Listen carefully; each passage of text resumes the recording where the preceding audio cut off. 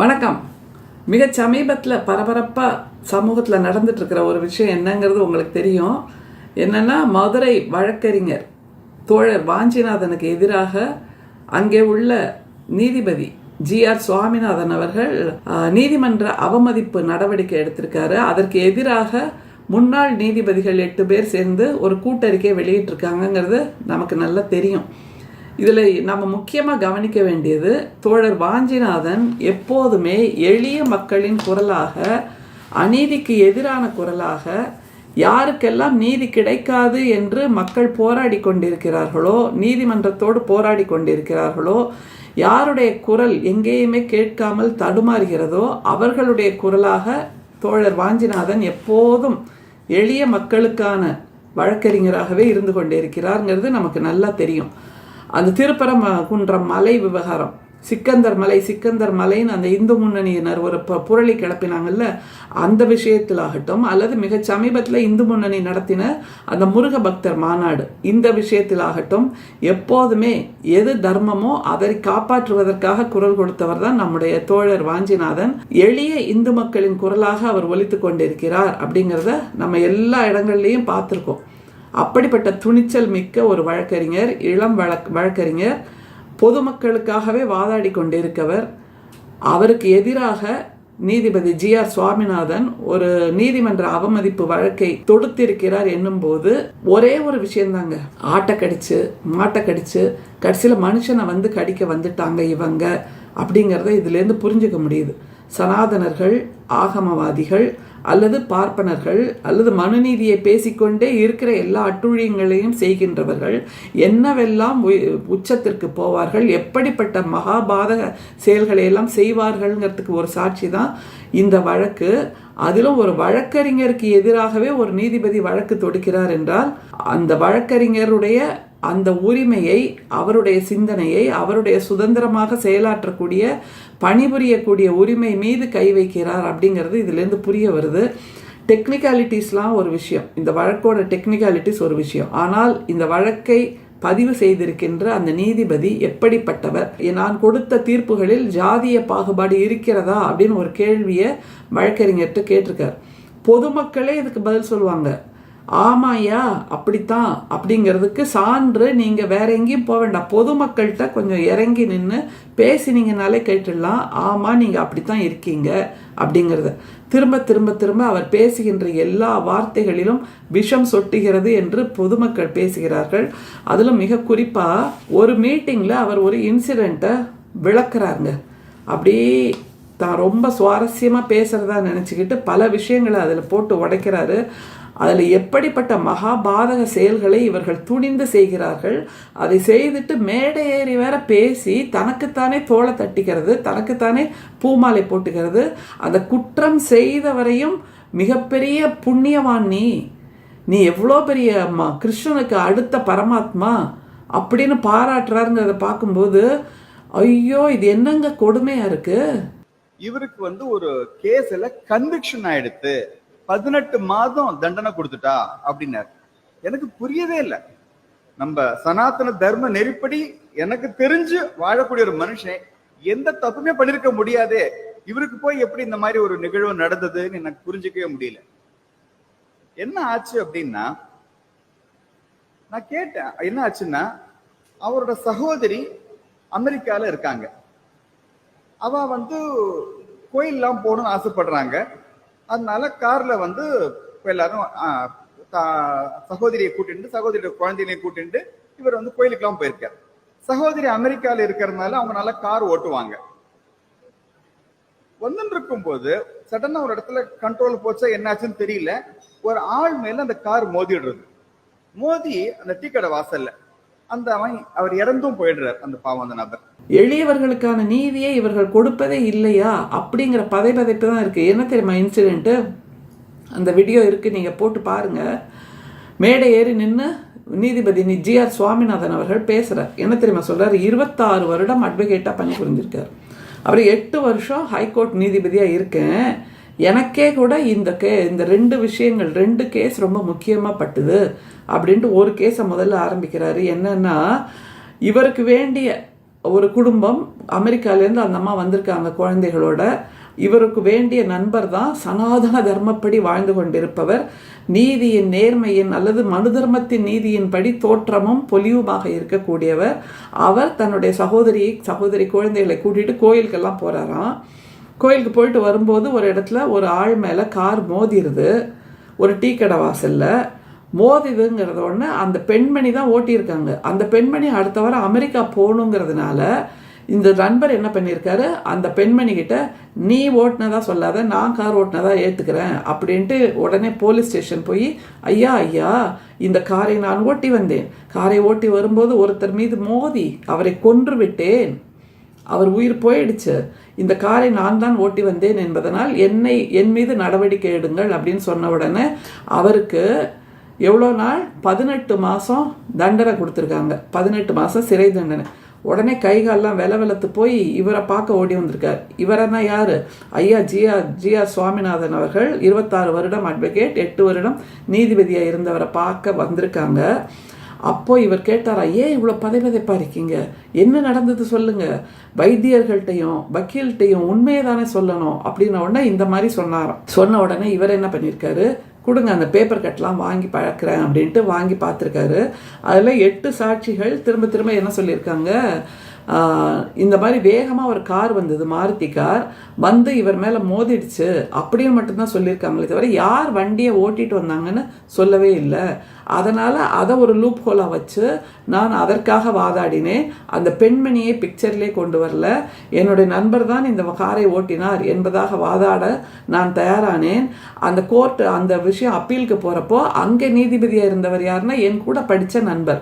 அதனால் எனக்கு இன்னும் நம்ம நம்பிக்கை வந்துடுச்சு, நிம்மதியாயிடுச்சு.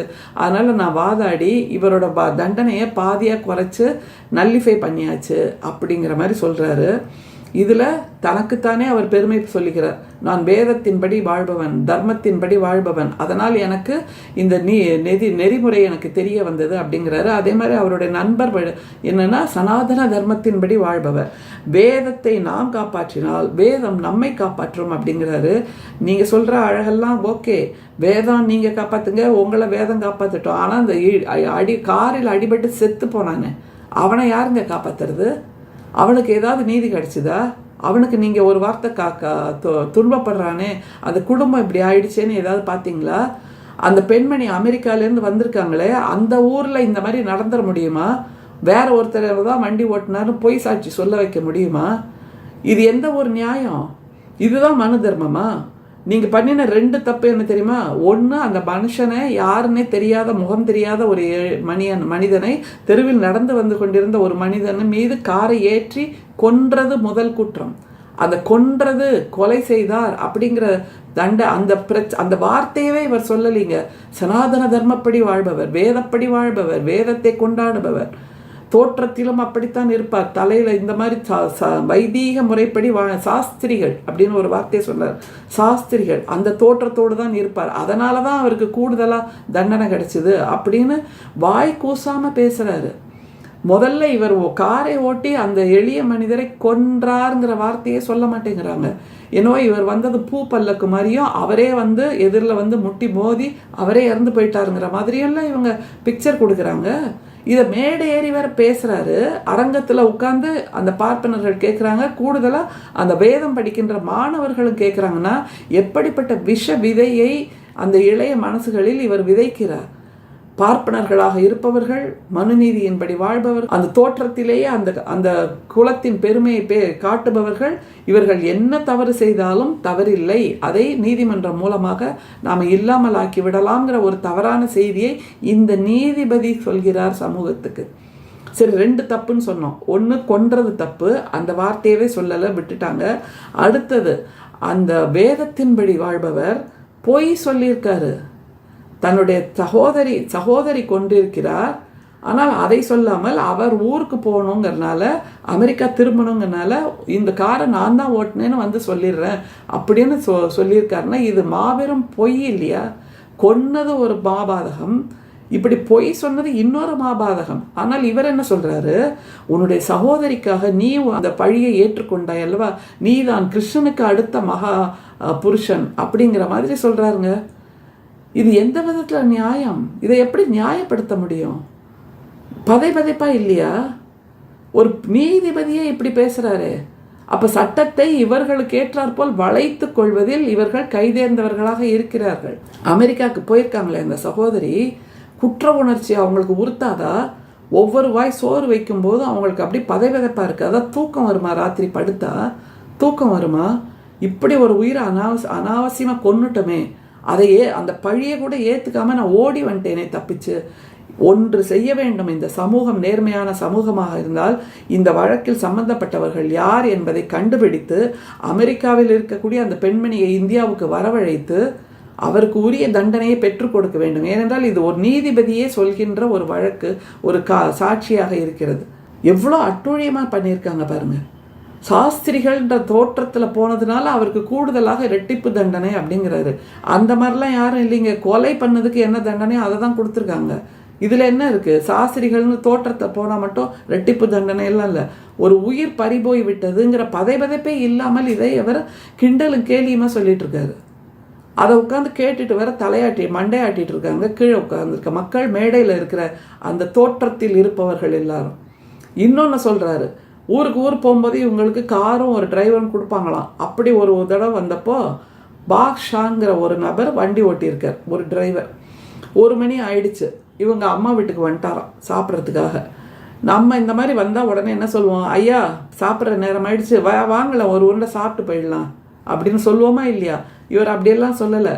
ஐயா நீங்கள் போய் சாப்பிட்டு வந்துருங்க, 1:30 மணிக்கு வந்துருங்க அப்படின்ருக்க. அவ்வளோ பெருந்தன்மை, அவ்வளோ தயாள குணம்.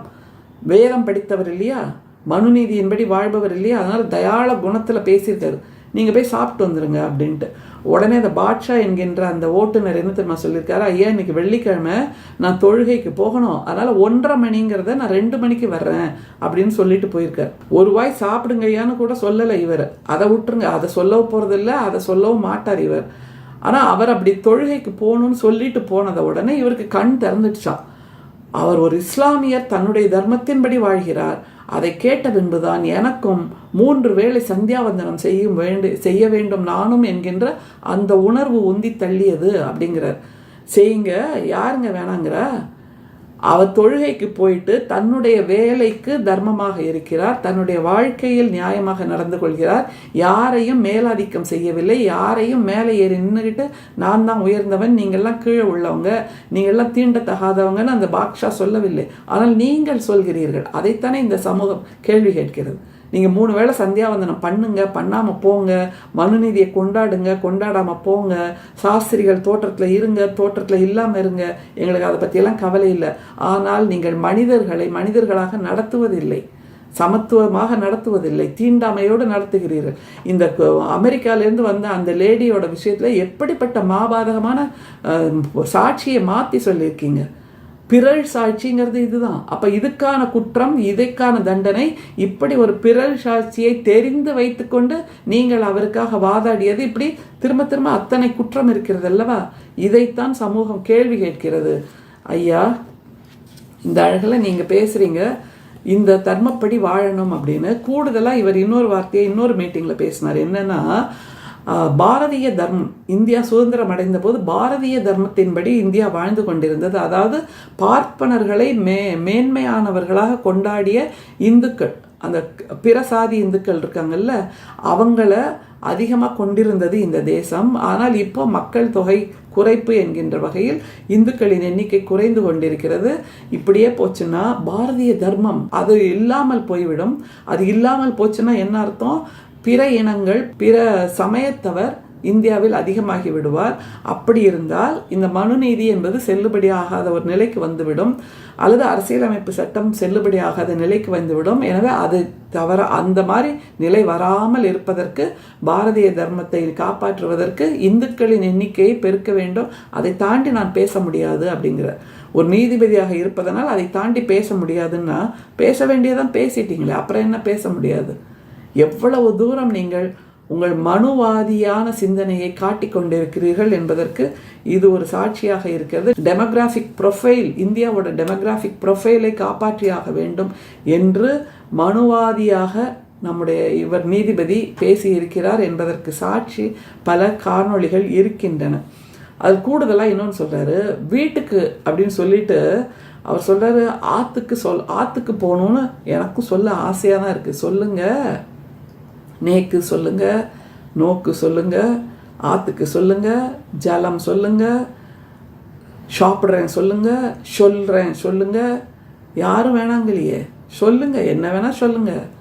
ஆனால் நீங்கள் சொல்கிறதையெல்லாம், உங்கள் மனுநீதியெல்லாம், உங்கள் வேதத்தையெல்லாம் உங்களோட வச்சுக்கோங்க. எங்களுக்கு அது தேவையில்லை. நீங்கள் சொல்லுகின்ற மனுநீதி, நீங்கள் சொல்லுகின்ற வேதம், நீங்கள் சொல்லுகின்ற இந்த தர்மங்கள், நீங்கள் சொல்லுகின்ற இந்த கொலை, குருஷேத்திரத்தில் கிருஷ்ண பரமாத்மா சொன்னது அதுதான், நீ எதிரில் இருப்பவர்கள் உன் உறவினர் ஆனாலும் நீ கொலை செய்ய வேண்டியது உன்னுடைய கடமை அப்படின்னு சொல்கிறாருன்னா, அதே மாதிரி தான் ஜி.ஆர். சுவாமிநாதன் அவர்கள் அந்த சகோதரியை காப்பாற்ற வந்த அந்த நபருக்கு சொல்லியிருக்காரு. கிட்டத்தட்ட ஒரே மாதிரி தானே. சகோதரியை காப்பாற்ற வேண்டும் என்பதற்காக நீங்கள் அந்த தியாகத்தை செய்கிறீர்கள், நீங்கள் தான் மிகப்பெரிய புண்ணிய மூர்த்திங்கிற மாதிரி பேசியிருக்காருன்னா, இது எந்த விதத்தில் நியாயப்படுத்த முடியும்? நியாயப்படுத்த கொஞ்சம் கூட கார் ஓட்டி கொன்ன அந்த உயிருக்காக ஒரு சின்ன வருத்தம் எதுவுமே இல்லாமல் இப்படி ஒரு தெளிவான தொனியில், தெளிவான குரலில் அந்த சம்பவத்தை நீட்டி முழக்கி பேசக்கூடிய வல்லமை இவருக்கு இருக்கிறது என்றால், இவர் கொடுக்கின்ற தீர்ப்புகளில் ஜாதிய வாசனை இருக்காமல் இருக்கிறது அப்படின்னு சொல்ல முடியுமா? அதுதான் பொதுமக்கள் கேள்வியாக கேட்குறாங்க. அது தவிர தமிழ் அறிஞர்களை 2 திருக்குறள் கூட சொல்ல தெரியல, நீங்கள்லாம் என்னைய தமிழ் அறிஞர்கள் என்று கேட்டவர் தான் இவர். தமிழ்நாட்டில் பிறந்து தமிழ்நாட்டுக்கு வழி கல்வியை கற்று தமிழ்நாட்டிலேயே ஒரு உயர் பதவியை பெற்றிருக்கக்கூடிய இவர்கள் எல்லோரும் திருக்குறளையே சொல்லாமல் சந்தியாவந்தனத்தையும் மனுநீதியையும் வேதத்தையும் மட்டுமே உயர்வாக பேசிக்கொண்டிருக்கிறீர்கள் என்றால், இது எப்படிப்பட்ட வாழ்கின்ற இடத்துக்கு நீங்கள் நியாயம் செய்யவில்லை என்பதைத்தானே காட்டுகிறது. அந்த வகையில் நம்முடைய வழக்கறிஞர் தோழர் வாஞ்சிநாதன் அவர்களுக்கு நாம் அத்தனை பேரும் உடன் நிற்கிறோம். அவரை போன்றவர்கள் குரல் கொடுப்பதால் தான் இன்னமும் எளிய மக்கள் நீதிமன்றத்தின் மூலம் தங்களுடைய வாழ்க்கைக்கு நீதி கிடைக்கும் என்கின்ற நம்பிக்கையோடு நீதிமன்றத்தை நாடி வந்து கொண்டிருக்கிறார்கள். அவர்களை போன்றவர்களுக்கு நாம் துணையாக நிற்க வேண்டும். அவருக்கு துணையாக கூட்டறிக்கை விடுத்திருக்கின்ற அந்த முன்னாள் நீதிபதிகள் அத்தனை பேருக்கும் மனமார்ந்த நன்றி, வணக்கம் எல்லாமே. நாம் அனைவரும் நம்முடைய தோழர் வாஞ்சிநாதனுக்கு உடன் நிற்போம். அவருடைய நீதி கேட்டு நெடும் பயணம், அதை போன்ற வாழ்க்கை, அதற்கு நாம் அத்தனை பேரும் உடன் செல்வோம் என்பதுதான் நாம் உணர வேண்டியது, உணர்த்த வேண்டியது. எல்லா நேரத்திலும் இந்த மனுவாதியாக இருக்கக்கூடிய, வேதம் படித்த சாஸ்திரிகள் போன்ற தோற்றத்தில் இருக்கக்கூடியவர்கள் வெற்றி பெறுவார்கள் என்று கிடையாது. அதிலும் பெரியார் நிலமாக இருக்கக்கூடிய, பெரியார் மண்ணாக இருக்கக்கூடிய திராவிட மாடல் ஆட்சியை நடத்தி கொண்டிருக்கின்ற நம்முடைய தமிழ்நாட்டில் இதை போன்ற வாதங்கள் எடுபடாது என்பதை நிச்சயமாக நாம் நிரூபிப்போம். வணக்கம்.